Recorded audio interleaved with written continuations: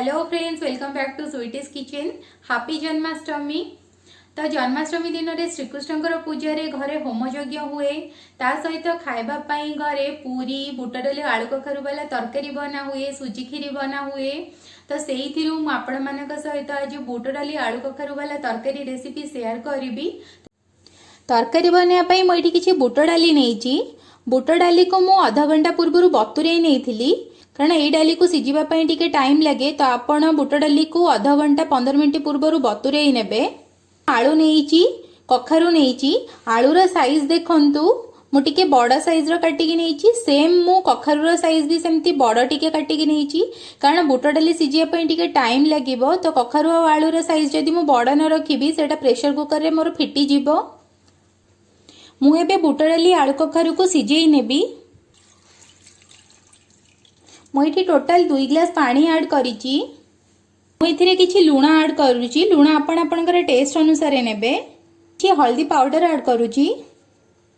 Cooker को बंद करी 2 रु 3 टा सीटी हवा पर्यंत छाड़ी देबी। हाई फ्लेम रे मोर गोटे सीटी हेला परे मु गैस रो फ्लेम को मीडियम करी 2 टा सीटी हवा पर्यंत छाड़ी देबी। 3 टा सीटी मोर एबे हेई गला। तो मु गैस रो फ्लेम को ऑफ करी नेबी। एको किछि समय ठंडा हवा पई छाड़ी देबी।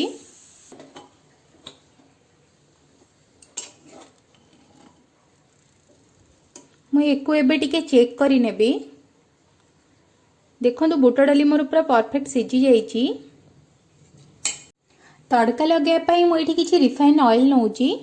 आपण घियो रे भी तड़का लगे परिवे। तेल टिके गरम हो गलानी। तो मुझे किसी सुखिला लंका ऐड करुची। जीरा नहीं। मुझे अदा को कदुकस करी नेबी।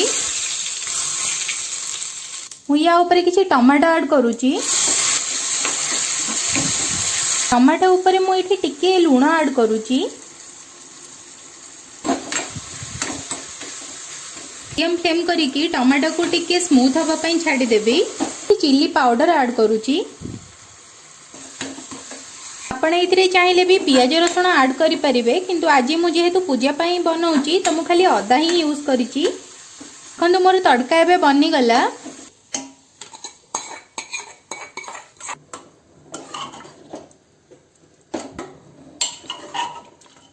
चापी देबी।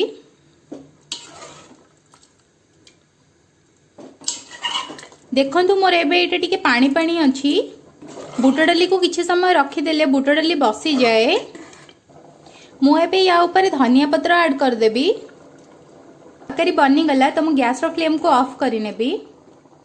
मोर बुट डाली तरकारी एबे बनी जाईची। मु याकू पूरी संगे रे नउची।